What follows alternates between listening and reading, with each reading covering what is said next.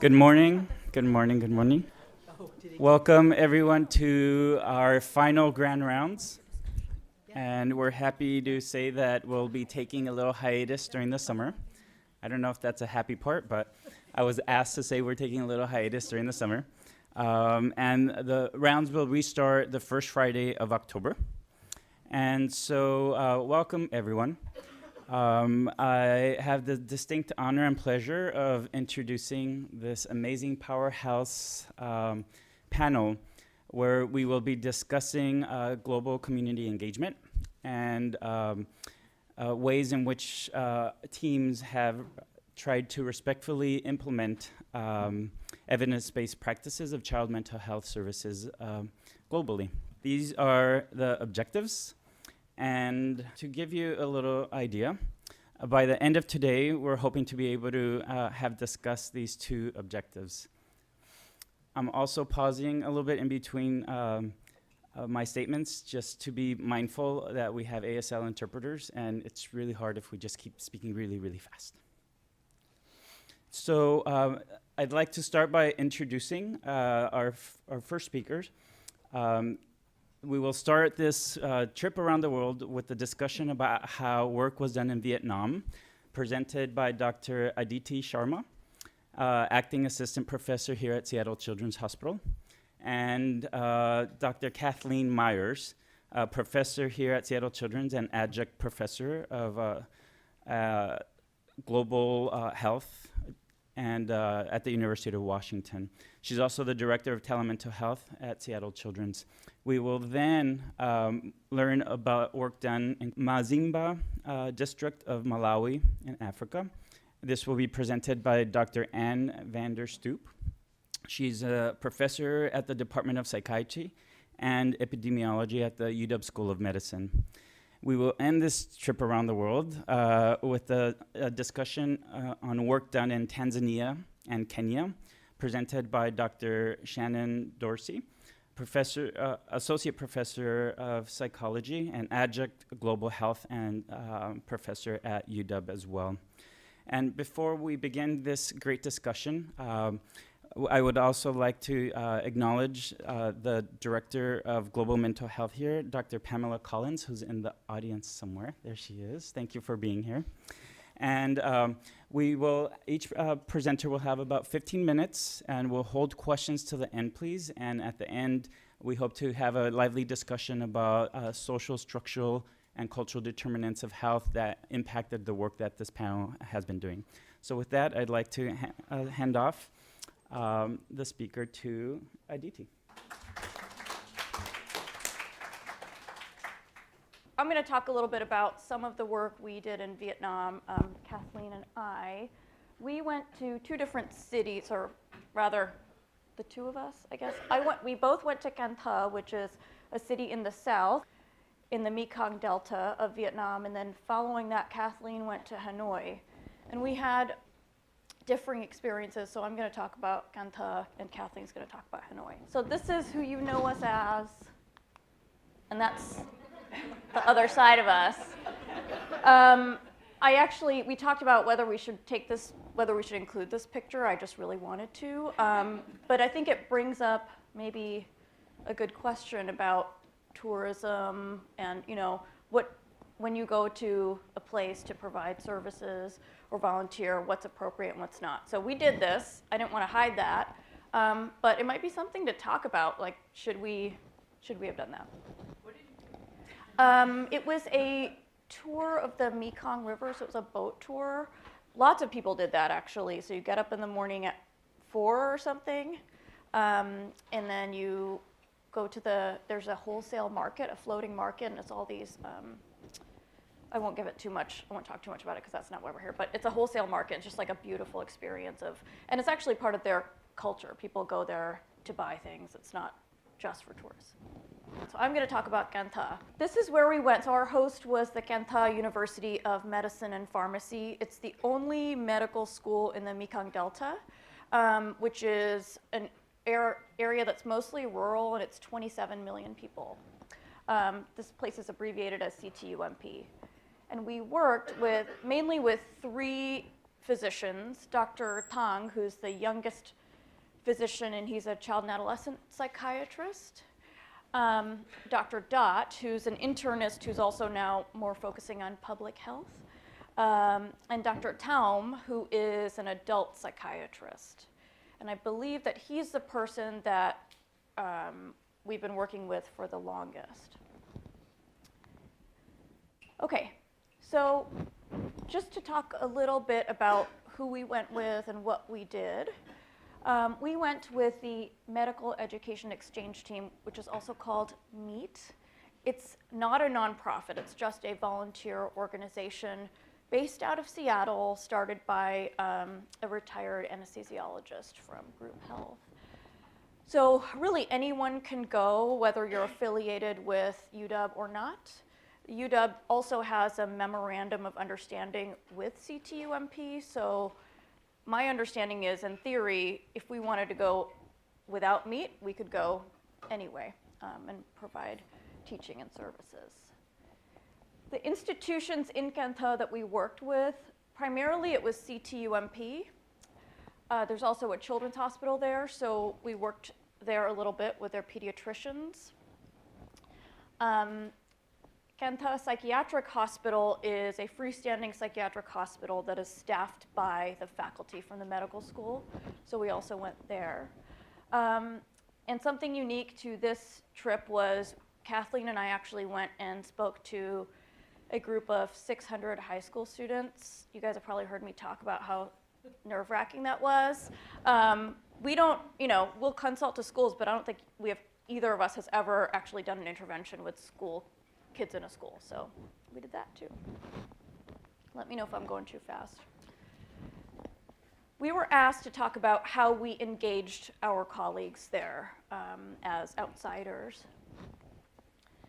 So the first thing is, what did they want us to do? So they obviously have certain mandates within their leadership that they want to accomplish, so we had to work within that.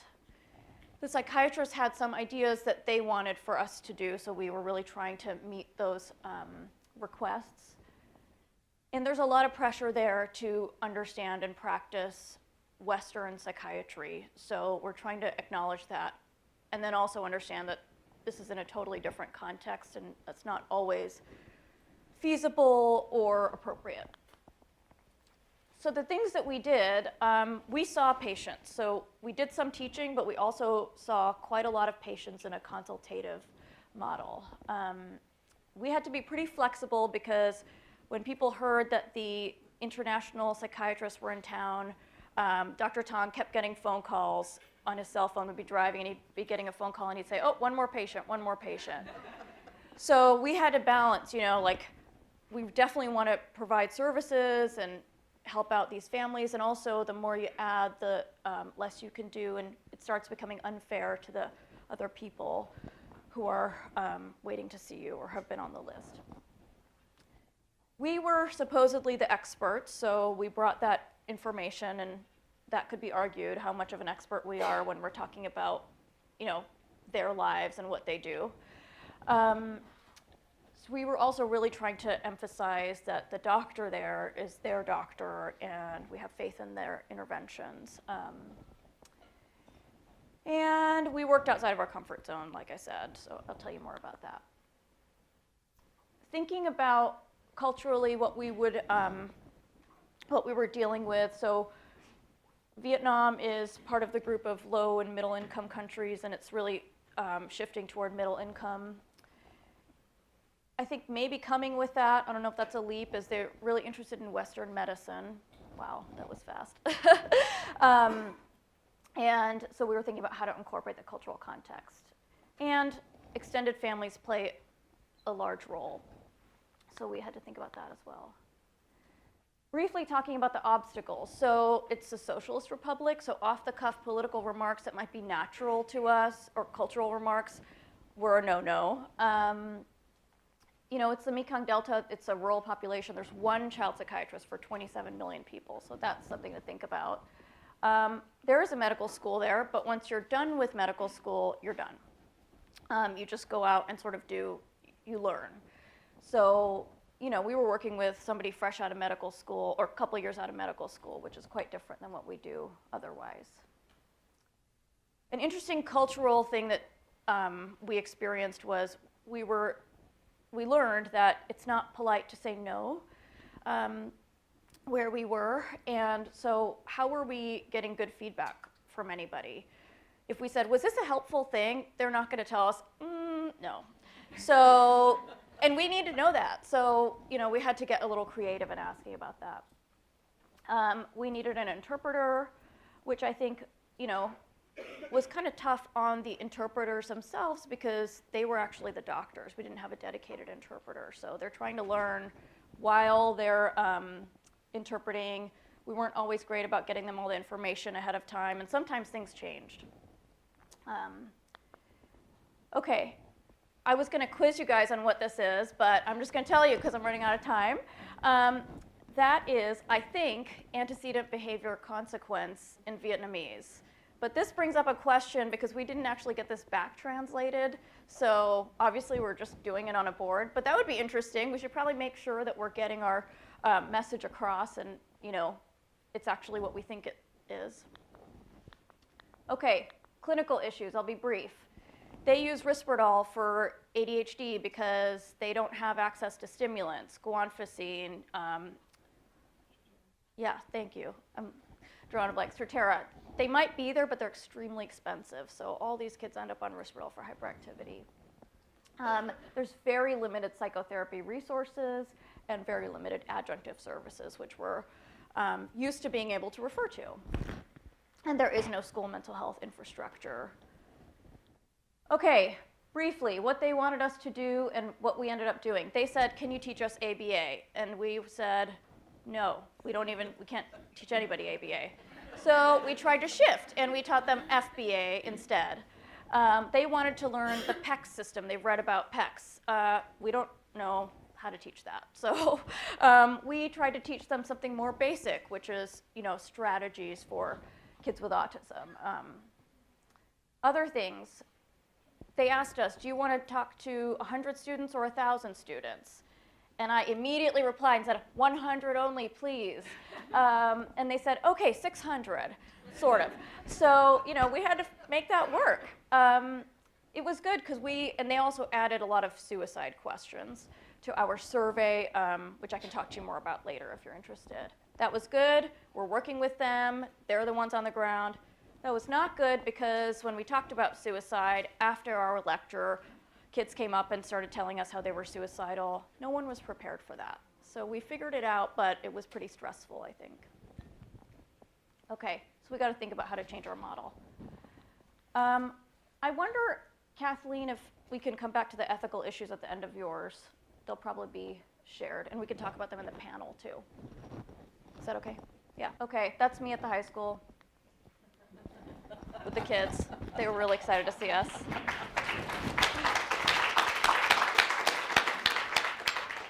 So how about if I don't talk from the slides and I just tell you the difference between Hanoi and Canton. So the first thing I want to say is we can make a difference. Here's the difference, the big difference, I think, is this had nothing to do with the work we do, but there's 5 family members on this motorbike. This is the most I ever saw, actually, before this picture was 4. And the adults are wearing helmets, and there's a law, the Vietnamese government passed a law, you have to wear a helmet. Unfortunately, it's only the adults that wear them, they don't have them for the kids. But this is a big step. They actually do wear helmets, and I think sometimes we can bring things that are really helpful and make a difference. Head injuries, as you imagine, are still one of the biggest causes of morbidity in Vietnam. The other thing is they are really Western-oriented. This is Uber in Vietnam, motorbikes. So they wear, the Uber people wear these green T-shirts and green helmets, and they pull up at rush hour or any other time to a curb. People come out of work, they hop on it, and they take Uber. There are also Uber cars, but I didn't see any of them. I've only been told there are, so everything's on a motorbike.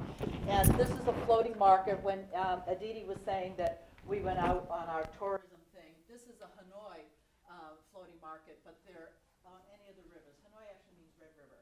And, but this is the other side, is the old city. So these are the two of the people I went with. On the right is Dr. Min, who's the head of pediatrics at National Children's Hospital of Vietnam. maybe National Pediatrics. And then the person on the very right is Eileen Schwartz, who's in the Department of Psychology, I think, but she's at CHDD. Some of you may know her. And next to her is Carol Davis, who's in the School of Education. And in Hanoi, what we were specifically asked to do, and they have gone before, I had not gone to Hanoi before, is to teach behavioral interventions, particularly in the school, but also with parents, for things like ABA. And so a lot of this had to do with teaching ABA, not exactly my thing, and teaching how to do things in the school. To a big audience. So most of the time it was about half that size. But sometimes there were this many people. And as the time went on, actually, the number of people waned. But the good thing that I went, so I want to say I went with Medrix. So Medrix is another Seattle organization. And the reason I think we wanted to talk about the two organizations is MEET is totally voluntary. We essentially make donations of our time and money to go there. But Medrix pays expenses, including each dinner, each meal you have. It's not that anybody's going to get signed up very quickly. They have other things like water quality and heart surgeries. And one of the things is autism. And the model for Hanoi, because it's the National Children's Hospital, is train the trainer. So they go in and train the docs at National Children's, and they're supposed to then bring that information to the provinces. How well that's going, I'm not sure, but they have that mandate, and they are doing it. And the good thing about Hanoi compared to, well, somewhere there's another slide, compared to Kanta, is that there's an infrastructure. And so it was much less stressful in many ways, on top of which I wasn't teaching ABA. I was doing the epidemiology, diagnostic, stuff like that. But there's a whole department of pediatrics, plus the speech and language person, and a number of behavior techs. And there's an infrastructure to do things, including the psychiatrist. There were 2 trainees and then a supervisor psychiatrist who was working with them around not only around autism, but around other things because of comorbidities. So this was a much easier thing to see. Where could I make a change? Where can I make a contribution? Where is this not going to be exhausting for me, although it was exhausting? So we got to see a little bit how they work with the kids. Most of the kids were not this cheerful. They didn't want to really have an audience. But anyhow, we got to see a little bit of their work, and then we would do some demonstrations. I didn't do the demonstrations. It was these other 2 people I went with. So this is the infrastructure I was talking more about. So it's easier to develop programs and see a future for what may happen.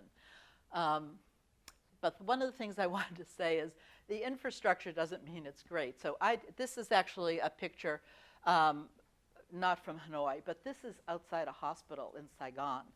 There's not enough beds. There's not enough doctors.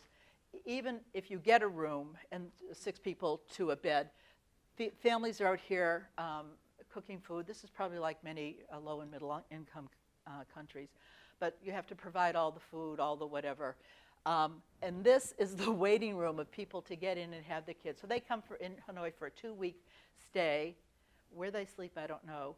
And they see all these specialists in Hanoi regarding the autism evaluation. So the waiting room looks like this. And people are sick, and I couldn't believe it when I walked in. All these people were waiting. You just wait to see when your turn's going to come. And then even if you get in the room, this is one of the ethical questions that comes up, is this is a pod where one kid's getting interviewed. Here's a pod where another, and there may be another. So sometimes there were separate rooms where they could go in and there was privacy, but some privacy. But this also may be the situation where one family in one pod may be overheard by another. And this also happened in Kanta when we were lecturing, where they said, no, you don't have to meet the family ahead of time. You don't have to get their consent. You don't have to do it. They'll just come in and you do it.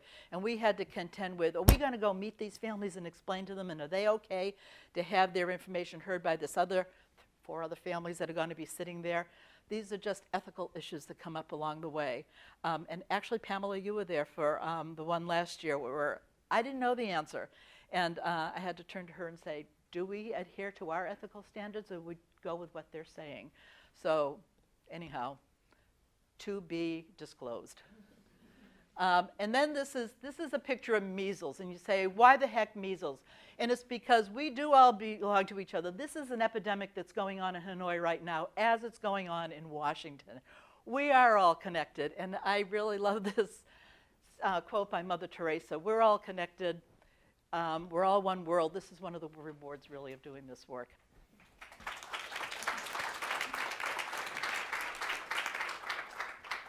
Now we're going to Malawi in East Africa.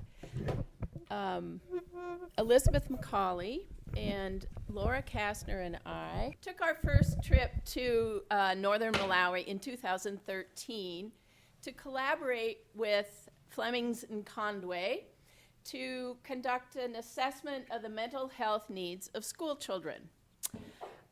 Flemings had done his master's thesis on school health, and he made the arrangements for us to visit 12 different school settings where we met with, as you can see up here,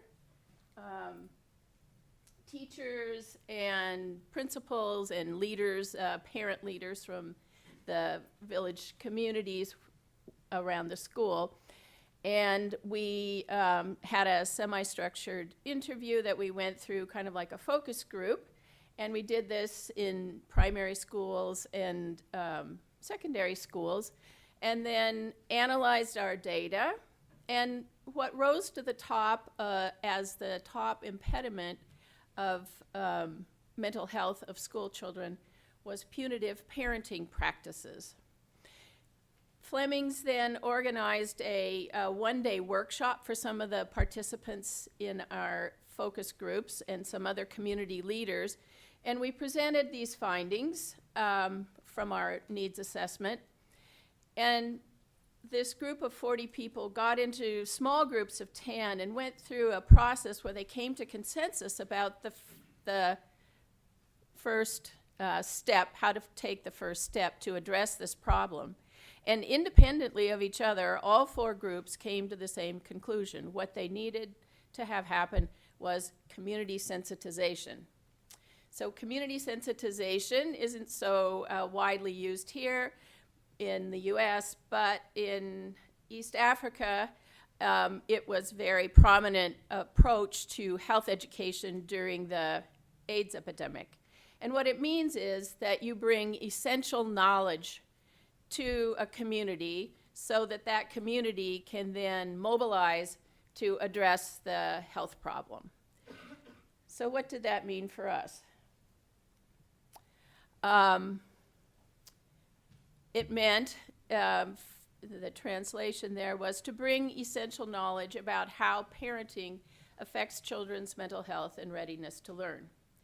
So the biggest impediment that they saw to implementing community sensitization around the mental health needs of school children was resources or funding. And in fact, it took us 5 years to get back to be able to implement the program together with our team that they had given us the mandate to implement. And in 2018, the Department of Psychiatry had this little contest that some of you participated in, and we were then funded to return to Malawi. We met up with Flemings again, and Flemings had, in the meantime, by the time we arrived, had done this wonderful community engagement. He chose a school, one of the schools that had been part of the needs assessment, the Ikwayiweni Primary School, went to visit the principal there, told the results of the needs assessment and what the plan was, and got the cooperation of the principal. They chose 2 villages. The Ikwayiweni Primary School had 9 different villages where children came and attended that school. So they chose 2 of the villages. Flemings then went, as part of his engagement process, to meet with the chiefs in these 2 villages. Again, tell the chiefs about the needs assessment and about the intention to do community sensitization around punitive parenting practices and what could be done to improve the emotional health and school readiness of children. The chiefs signed on, and then the chiefs appointed community liaisons. So in each village there was a point person. One was the head of the PTA at the school. The other one was a treasurer of the school board. So these were very trusted community leaders who then recruited 30 parents from each village. And they decided that it would be best to have 20 mothers and 10 fathers so that the mothers would feel comfortable in participating in the workshops. So Fleming's also chose 2 workshop leaders, Waste Kaira and Velopin Conway. Both of them were psychosocial counselors and experts in health education and in community communication. And there was a wonderful synergy amongst our, the members of the UW part of the team and the Malawian part of the team, because we brought different strengths and knowledge into the planning process. So we brought, knowledge about positive parenting practices. We knew the background of Incredible Years and Triple P. We brought knowledge of cognitive neuroscience combined with the knowledge that they had of how to educate in communities and how to do health collaboration with villages. And we developed this curriculum, and then the 2 leaders rehearsed the curriculum, and then we started the workshop. So I just want to show you a little bit of the curriculum itself. So the essential brain science that we taught was very, very simplistic. We taught about the survival center and the self-control center, about how a parents affects the child's ability to learn. You see here this is showing that if the parent is parenting from the survival center, then that activates the child's survival center and makes it difficult for the child to concentrate and sit in school and be able to learn. And we taught that, and when I say we, I mean the leaders, the group leaders, taught that parents can learn skills that can strengthen their child's self-control center. And then just a brief overview of the parenting skills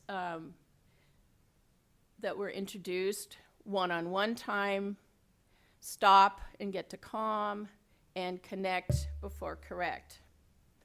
Some of the features of the workshops: there were 5 workshop sessions where for the first 3 sessions the curriculum was delivered so that the parents were introduced to this essential knowledge and then the skills. And then over the last 2 sessions, they met as support groups to sustain their skills. All of the workshops were delivered 100% in Chitumbuka language. So for Elizabeth and Laura and I, it was just a matter of being there and listening and enjoying what was going on. But, the language was entirely in the mother tongue of the participants. The pedagogy was very interactive. Waste and Velopi were so skilled at using what they call dramas or skits, and parents then engaging in role plays to practice the skills, telling stories about how they'd practiced them at home and what had happened. We had booklets that every parent got made by Children's, and they had all of the curriculum in the booklets. We also gave each family, our friends had contributed beautiful picture books that had topics about African animals or, characters about families that were African or African American, and that we encouraged them to sit with their children and look at the pictures and use that for their one-on-one time. Throughout the workshops, there were songs and food, and every family, then every participant received a stipend of the amount that they would have likely earned during the 3.5-hour session that they had, that they were attending the workshop. And the workshops themselves were held on the grounds of the school where there was a church, and it was a very open setting where there were benches that we could move around if we wanted to do small group work or come together for, for everyone to learn together. We invited the chiefs to attend the first session and to introduce the workshop and show their support. They ended up coming to all of the sessions because they were engaged and interested in what the parents were learning. Lots of time to practice skills. I have a couple of very brief little clips here. So this is stop and get to calm. And here, when they did the dramas, the way that the skills were taught, they'd always start with the wrong way to do something, and then they'd play that out, and then show the contrast with the correct way of doing it. So this is connect before correct, the wrong way. Unfortunately, I couldn't get the one that shows the right way, but it gives you an idea of the interactions and kind of the power of the drama. So this is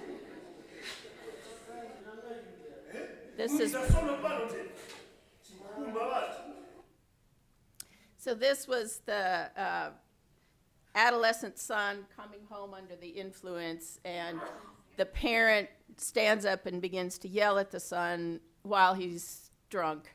And then when they do the connect before correct in the in the right way, the son comes home, the parent speaks much more calmly to the son and suggests that in the morning when they get up, they're going to have their discussion. So the other thing was practicing at home. Every parent took home a skills tracking calendar between sessions, and they had stickers and then marked the days that they used each of their skills. And they were then encouraged to jot down the name of the child so that they could come back and look at their calendars and remember the stories and share the stories at the next session. So just briefly then, an evaluation of the workshop. To evaluate, we looked at engagement and attendance. We looked at skill acquisition, and we looked at practicing of the skills by viewing the calendars each time between sessions. So there were 60 parent participants. 30 came in the morning, 30 in the afternoon, each representing these two villages. And over the 5 sessions, 58 parents completed all 5 sessions. 58 returned their skills calendars. In terms of the skills they practiced, the one-on-one time was the one that they practiced the most frequently, on average 6 times a week. Connect before correct, on average 2 times a week. And stop and get to calm, which seems like it would be simple to do, but if we think about how often we do that in our own practice, it's harder to remember, and so that was on average once a week. And in terms of their knowledge, at the beginning we asked, and after the end of the workshop we asked, when a parent shows love and kindness to a child, does it affect the child's brain? And before the workshop, 32% said yes, afterwards 96%. And similarly, when a parent hits or yells at a child, does it affect the child's brain? At the beginning, 23% said yes, and at the end, 98% said yes. And to wrap up, I'll just share a little story from a parent who had gone home and practiced one-on-one time. It was a father, and he said, I carried my picture book home and asked my daughter to come and sit with me. She was afraid. She thought I was going to punish her. I spoke softly and showed her the book. We looked at the beautiful pictures together. My daughter knew some of the English language words. She asked if we could do it again another day. So just in wrapping up, this was our team: Flemings, Waste, Velopi, the three of us from this department, and two other people I want to recognize are Lucy Dong and Carrie Foster, who were Master of Public Health students in the School of Public Health and really supported us in getting our materials and helping to put the evaluation together. Thank you.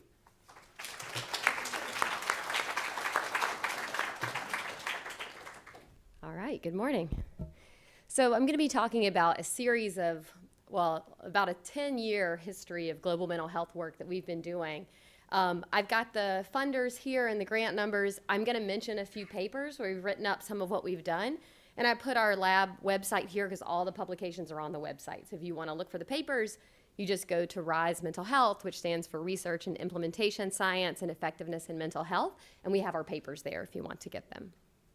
So I wanted to mostly talk about, because you can get the findings in the papers, and just to plug in advance, if anyone's going to CERC, some of my collaborators from Kenya will be here doing a plenary at CERC, so you'll get to hear them if you come to CERC. So I'm going to talk more about the process of the partnering, the relationships, and building towards local leadership and sustainment, but the papers will have the findings in them.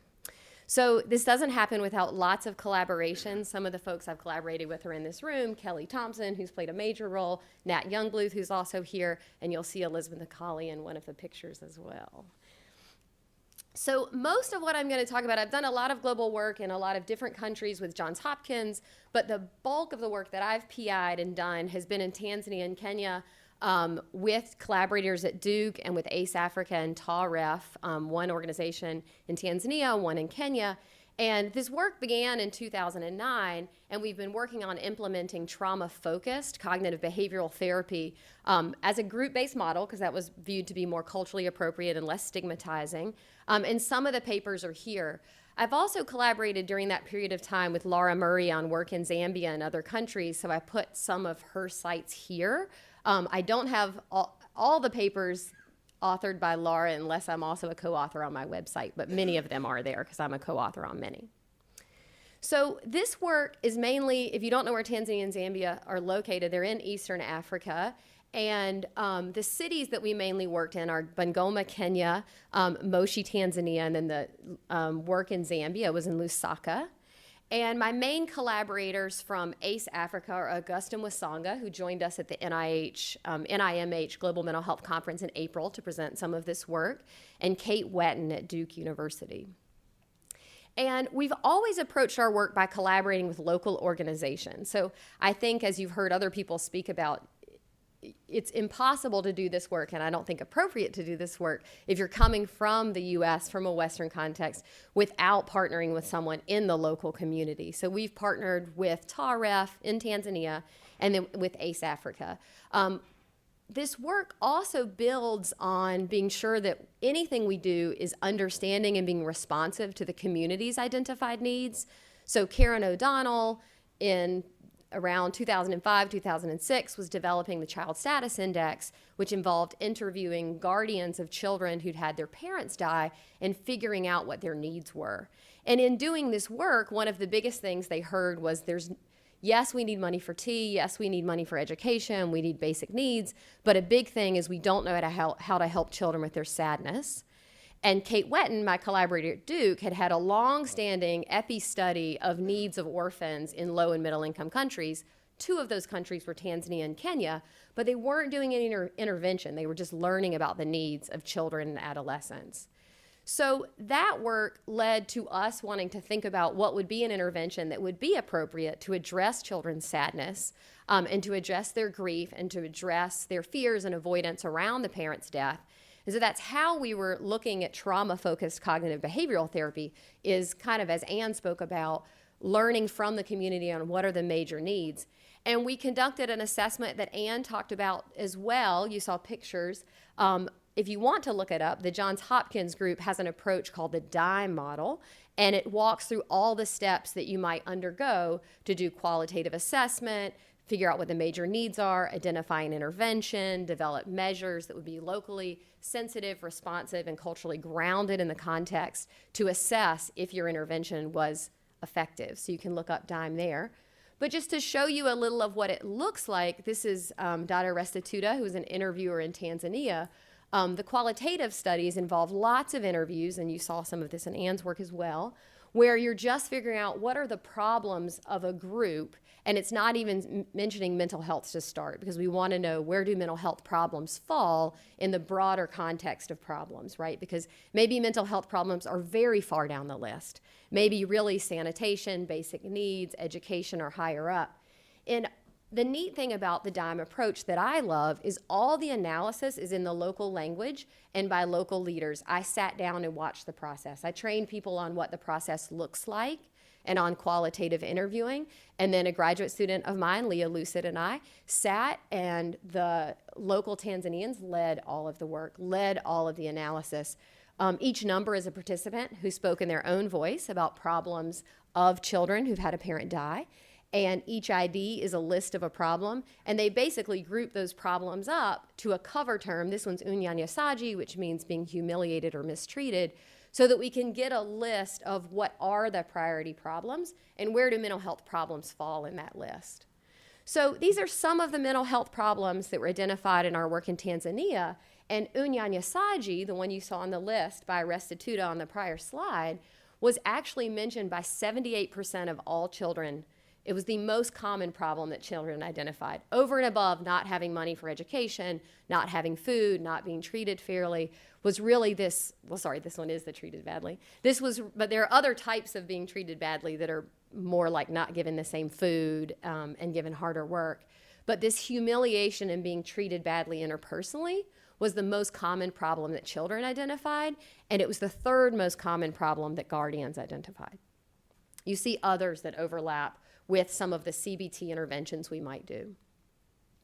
So part of what we do is try to make sure, given that we're coming into a community that's not my own and that I don't live there and know everything about it, I'm newer to the cultural context, is making sure that we're addressing needs that have been identified by the community as important. The second part is making sure that we're recognizing all the important pieces of expertise. So in the beginning, I was coming in, and I say in the beginning, because now I'm not the only expert in TFCBT, but in the beginning, I brought the expertise in trauma-focused cognitive behavioral therapy. However, there are two forms of expertise that are essential to make any project work. My collaborators, and usually we're thinking mostly about the supervisors, and I'll talk about that in just a second, but the collaborators bring all of the expertise in the local community, in norms, in structural constraints, in the culture, and how different aspects of their experience might impact on the intervention that we're bringing. And what to me is neat is that over time, I've developed some expertise in those norms and their community, and they've developed an incredible amount of expertise in the TFCBT. At the end of my presentation, I'm going to be talking about how now they are the leaders and the experts, and this is just the beginning of that. Our training model, when we're training lay counselors to deliver evidence-based practices, we really see it as sort of an apprenticeship model where in the beginning, I might be the trainer, and I'm with Mama Louie here. I might be the trainer, but I'm working with the supervisor. They're managing a lot of the quality control, the intervention, adaptation, what are the appropriate cultural idioms, stories, analogies, ways to present the material, where are places that it might fit really well culturally with cultural norms, what might be the places that it bumps up against norms. If you think about death, any culture has beliefs about what we do and don't talk about when someone has died. And so to process in an exposure-based way your parent who died, you do have to talk about it a little. So I can bring that that's an effective and important element to deal with your traumatic reactions related to the parent's death, exposure. But the counselors, and mainly the supervisor who I spend the most time with, is going to be working on how do we do that in a culturally sensitive way. And I'll talk about that a little bit more. So one of the things that we did in the first project, we had a pilot study in Tanzania that just looked at the feasibility of the intervention.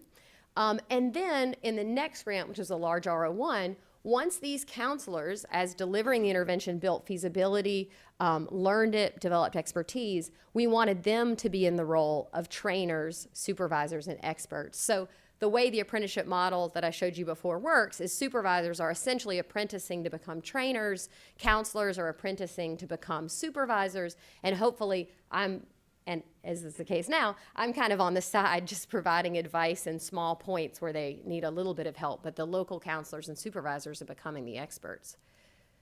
So the Tanzanian team came to UW here.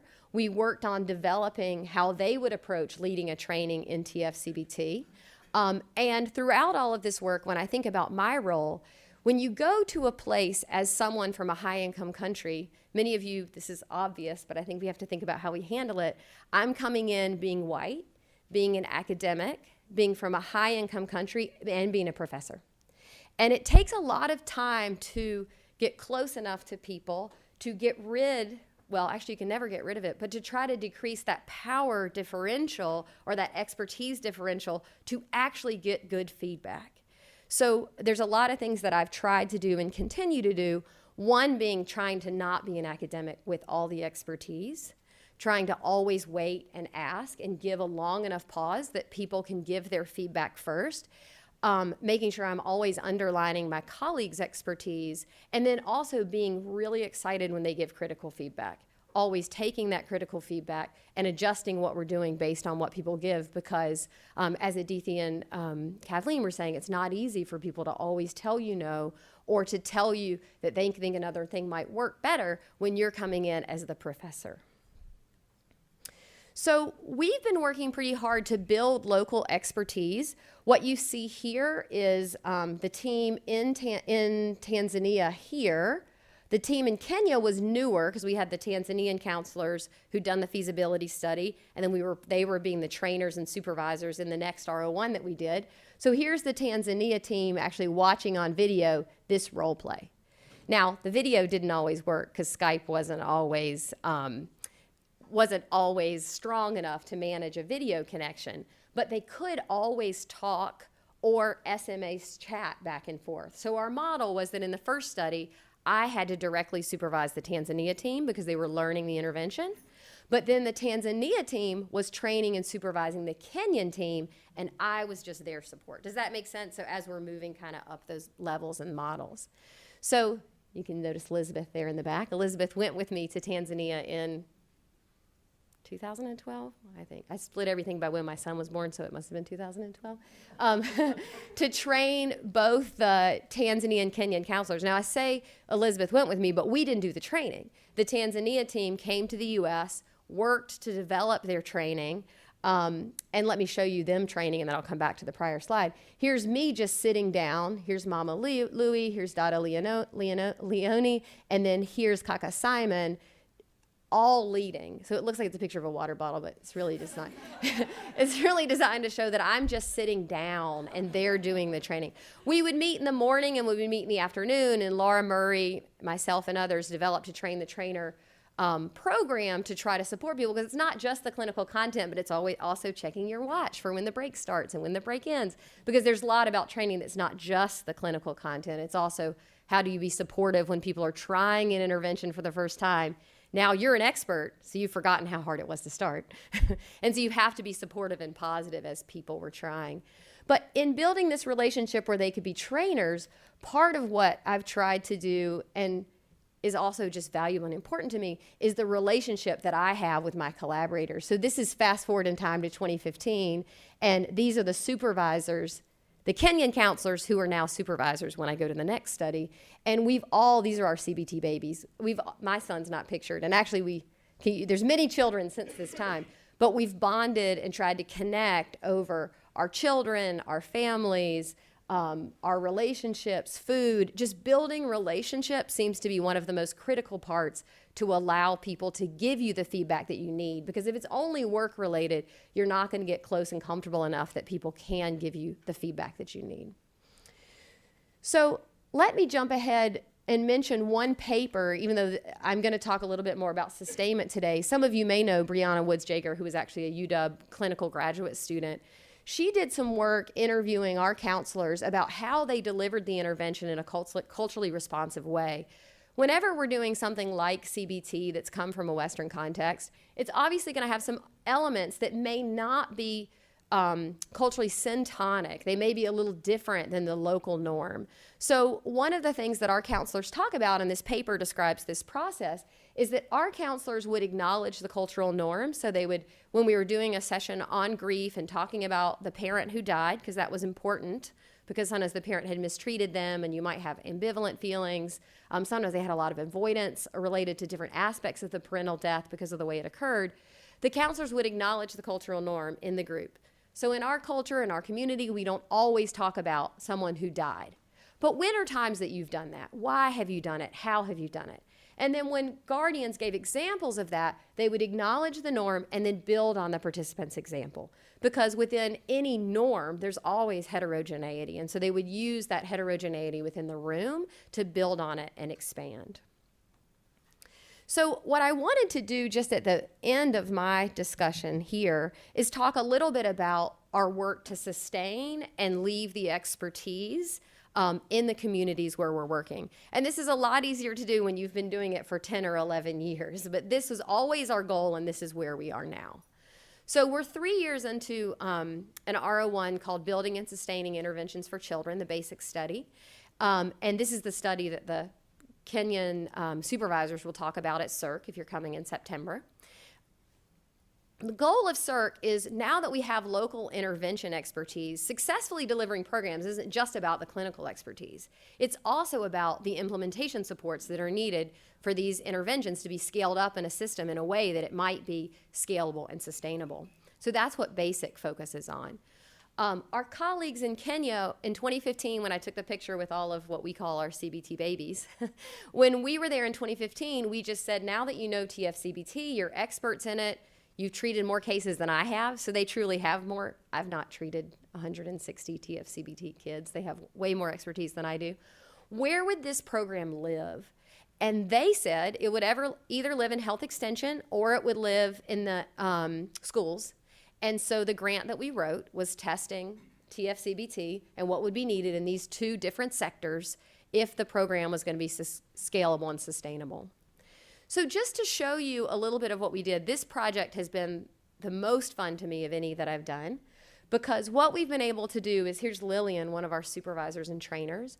So what we've been done is they trained, I was not even in Kenya. Kelly Thompson went and observed, but I didn't even go because it was important to me that they do the training and they are the experts and I'm not even there.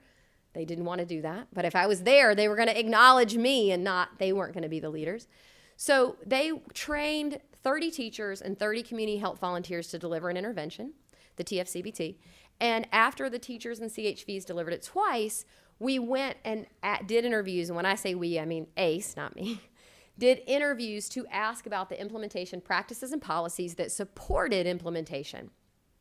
And we collected that data, analyzed it, took it back to ACE, and Lillian and other ACE staff presented this information back to a large group of stakeholders, from the ministries and also to community health volunteers and to teachers. And here's Lillian presenting that information. We made sure that everyone could understand the collected data. So you see Rosemary Mesa here, who has a diversity supplement to this R01, one of my graduate students, drawing out the findings so that they could go on boards in ways that everyone could see them, everyone could absorb them, and everyone could talk about them. And you see here Daisy, one of the supervisors, giving the feedback. And because some people weren't going to be comfortable talking out loud, we had other ways that people could give feedback. So there were anonymous stickies. People could put them around the room. And then we made sure that the feedback that was given about implementation practices and policies that supported delivery and what might need to happen in new sites was distilled.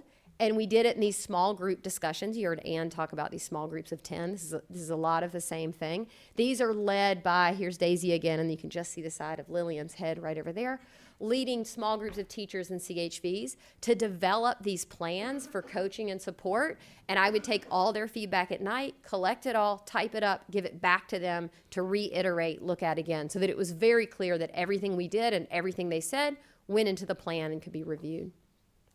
And so where we are now is they are using all of this information. Lillian just ended up in a lot of these pictures. There are 5 supervisors, but a lot of Lillian. Lillian and an experienced counselor from the the teacher from a school or from the health sector are coaching new sites not just on the clinical training, but what practices and policies should be in place by the leaders and others in the room to make sure that they can deliver and sustain the intervention. And they're working on basically institutionalizing the intervention within their sector. So making it part of the school curriculum, making it part of the health extension curriculum. So thank you very much. I'm glad to take questions. Thank you very much. So we can see here the amazing great work that our colleagues here have been doing, not only at UW in Seattle, but also across the world. And it's really inspirational, as at least a very junior faculty member myself, to see that what we do is actually something that can impact people across the world.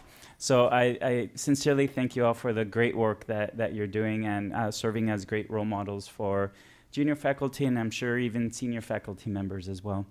So we were able to hear very great examples of how teams tackling or helping with autism spectrum disorders, helping with parent management skills, and helping with trauma, how they considered social, structural, and cultural factors when they were engaging with the communities.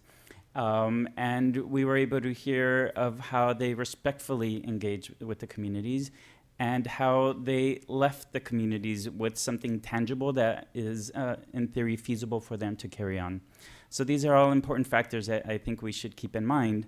And with that, I'd like to open it up for questions and see how we can challenge our panelists here with good questions. And if you don't have questions, I definitely have some challenging questions. So open for discussion here.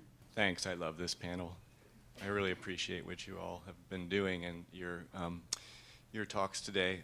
So, when I think about whether it's in, the global South, quote unquote, or even, in our communities here in the US, I'm always thinking about the question of the balancing effect sizes for, effectiveness of interventions, whatever they may be, versus reach, right? And of course, you also have to take into account the context of where you're implementing, whether it's in a city, rural, another country. I'm just wondering if there's any kind of community that's asking questions about, how much you might emphasize, because the variety of approaches you all have taken in some of these low resource regions of the world are trying to interact with that question, right? Like, if you get 1,000 people to do something that's 0.05 effect size versus 100 people to do 0.5 versus 10 people, like, is there any kind of scholarship around the question of how do you choose which strategy to use when there's so much need?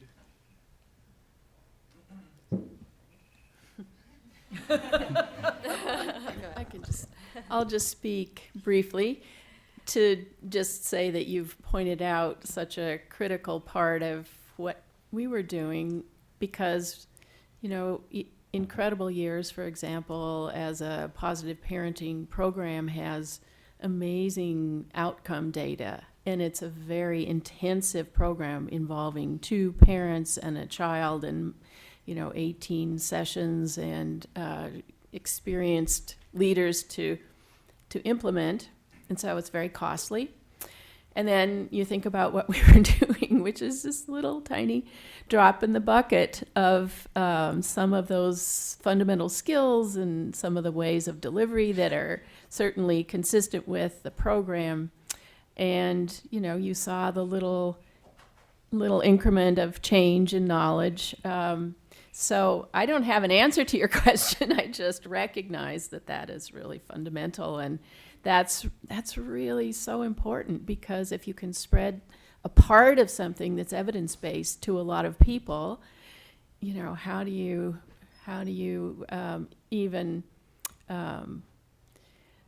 not only quantify it, but how do you market that? How do you justify that? It's the fundamental dilemma. And I might just add to that, Dr. Bruns. To me, that's like one of the most important questions, really, right? So we've made a small step towards that. The intervention we tested in the RCT of TFCBT was 12 sessions. And we worked collaboratively. My collaborators in Kenya took it down to 8 sessions. I didn't get a chance to talk about that. We went back and forth with getting it to 8 sessions. And they didn't want to go from 12 to 8, but that's exactly why we went to 8. And 8 is still too much. So I did not talk about the common elements treatment approach that Laura Murray and I developed.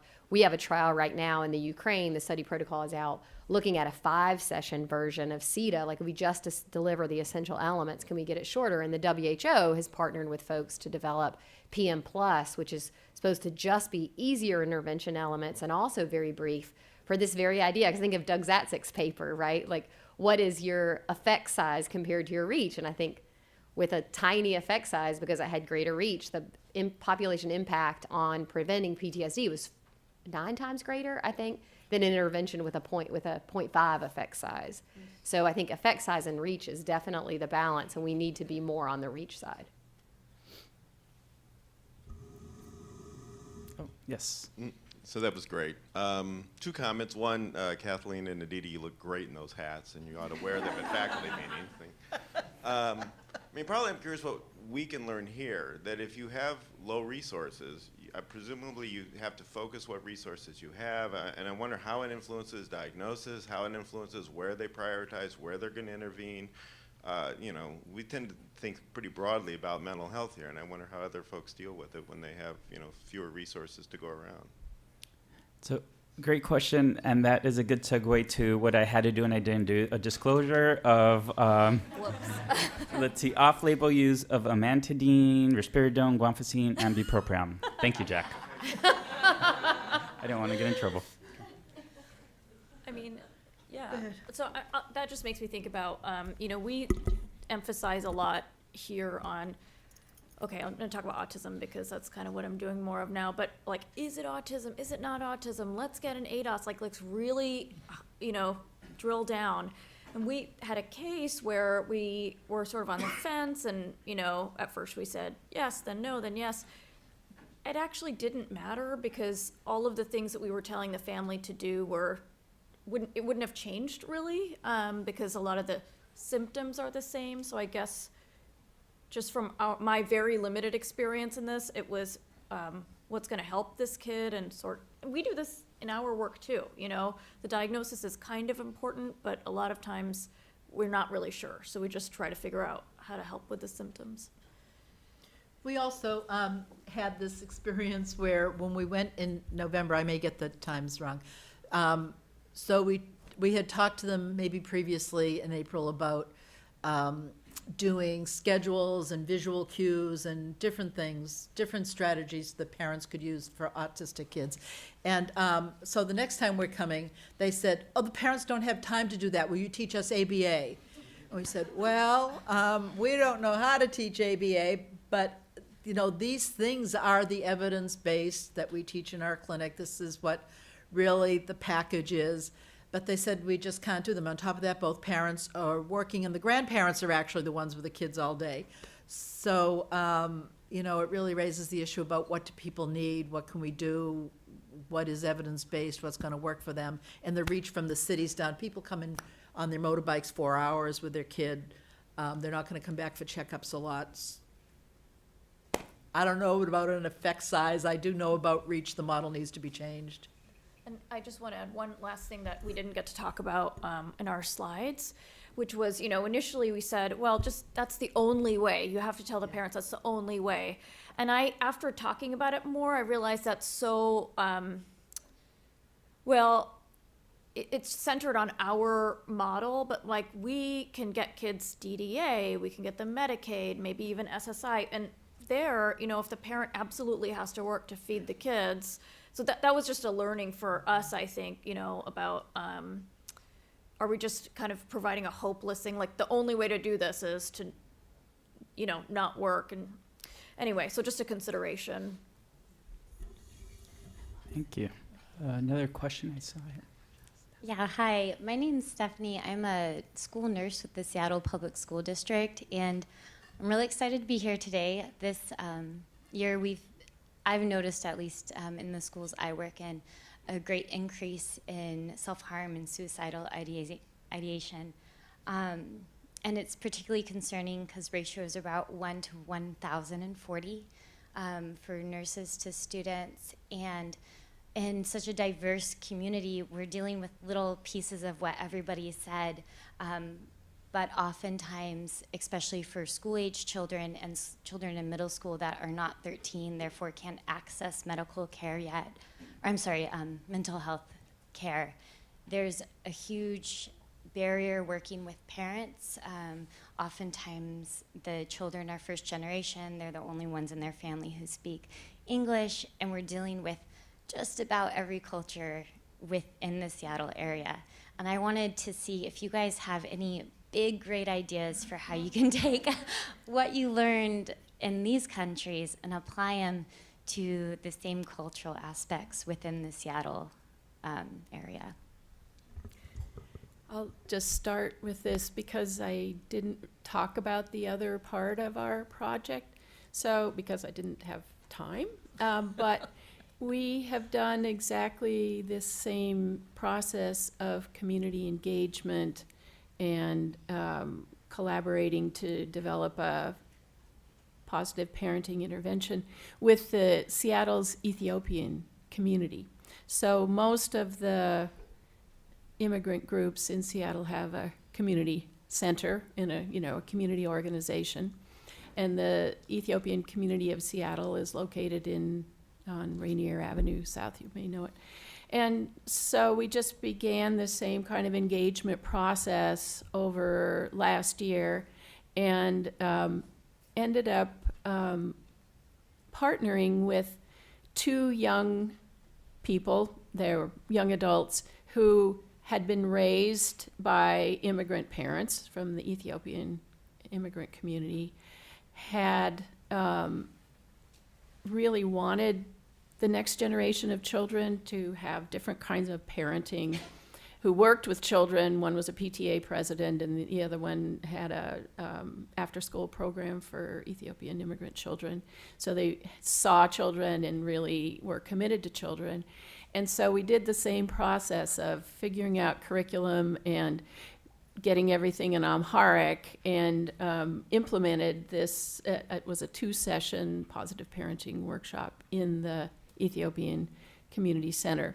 And they then raised money from King County, and we're doing it again in a week, over a 2-week process. So that's just one example of finding the community center and reaching out and finding people who are interested in collaborating. It's you're one nurse and you're saying you have all these groups, but I think that there are models for being able to do that. And amazingly, the curriculum is just about identical to what we implemented in Malawi, the basic, brain science, and then followed by teaching skills with lots of skits. Not very expensive to implement, but yeah, we do need to figure out ways where we can extend the reach of these programs to people right here who are separated by language and culture from even accessing the things that are available to well-off people in Seattle. Questions? Larry?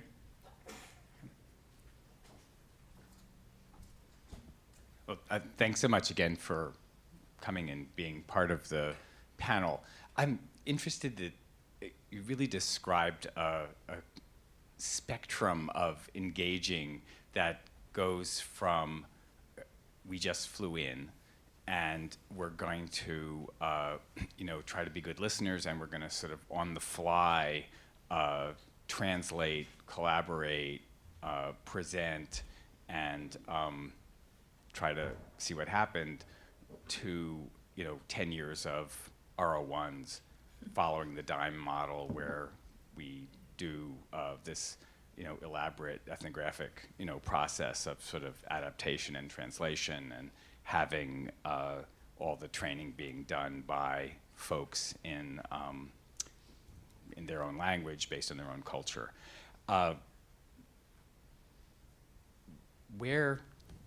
where do we want to, what's our spread of that sort of thing?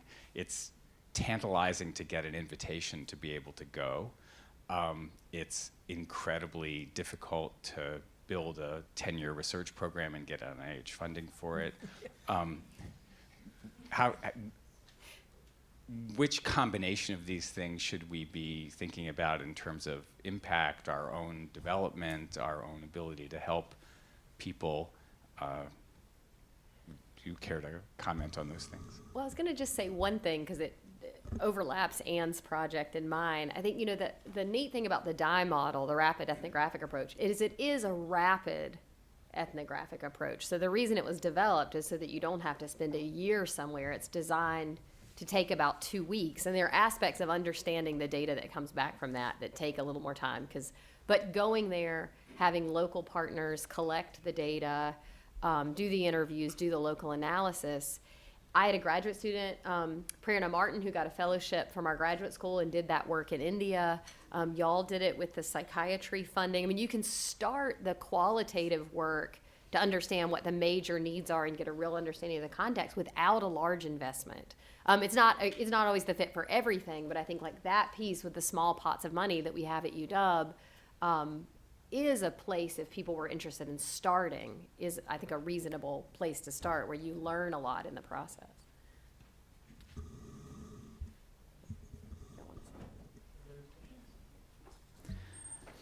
Great.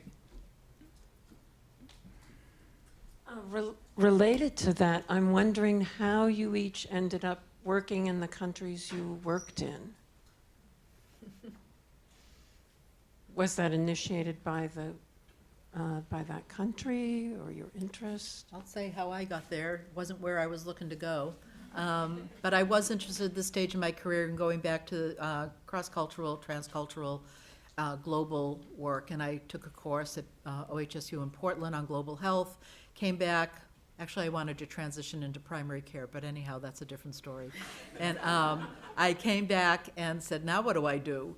And I asked Richard Veith, who was a former chair of our department, how he got to go to Vietnam. He said, oh, with this organization, do you want to come? I said, sure. I was actually looking to go to South America, where I had been before. So in my case, it was fortuitous, I think, just asking, what do I do, where do I go, I want to do something. I had no interest in Vietnam. Now I have an interest in Vietnam, so. I'm still sort of thinking through Larry's question, which is really important, and I think Pamela, is here to coordinate a whole program in the university on global mental health and has to think about, and we'll all together think about the balance of these different sorts of approaches. The way we got to Malawi was that I grew up in a small town in Washington, Chehalis, right between here and Portland. And for about 12 years, people from the church where I grew up, where my mother at 94 is still a member, began to collaborate with people in northern Malawi to build and establish a university there. And it was through those people that they knew and had worked with Flemings and knew of his interest in school mental health and school health. And then that was how we got to Malawi, was through that local connection from my childhood past. Also, I've worked in East Africa my life in years before, so I was definitely interested in returning to East Africa and have done work in Kenya, which is nearby. Yeah, I mean, for mine, my colleague Kate Wetton had been in the Peace Corps and lived in the DRC, is fluent in Swahili for a long time, and then was doing this EPI-POFO study, Positive Outcomes for Orphans, that started years and years ago, and 2 of the countries were Tanzania and Kenya, where the need was identified. So in those countries, the need was identified, and we had partners there who were strong and would be willing to collaborate to figure out how to do a task-shared mental health intervention. I want to say one other thing for this, though, for folks. So MEAT is something like MEAT, which is you pay your own way, you're really donating stuff, is probably good for certain phases of our career, or when the kids are out of college, or you don't have a mortgage on your house. So that's great, good for me at this point of my life. Zoran's coming with us in December. You're still coming? Yeah. And not to put you on the spot. So, we're at certain points, she's kind of junior, but anyhow. But then there are organizations that'll pay your way, not necessarily pay you for your time. But so like an official international NGO, like Medrix was, but also Doctors Without Borders. There are other NGOs. I think if people want to do this and they start Googling some of these things. When I talked to Doctors Without Borders, when I was going to transition to primary care, they said, oh, blah, blah, blah, blah, but you're not boarded in primary care or whatever. And I said I was a psychiatrist. They said, are you boarded? I said, yes. They said, you can come. We really need psychiatrists. And so I would just start Googling some of these international NGOs. Okay. Aditi, for the trainees and junior faculty, how did you get involved? I was recruited. Over Indian food.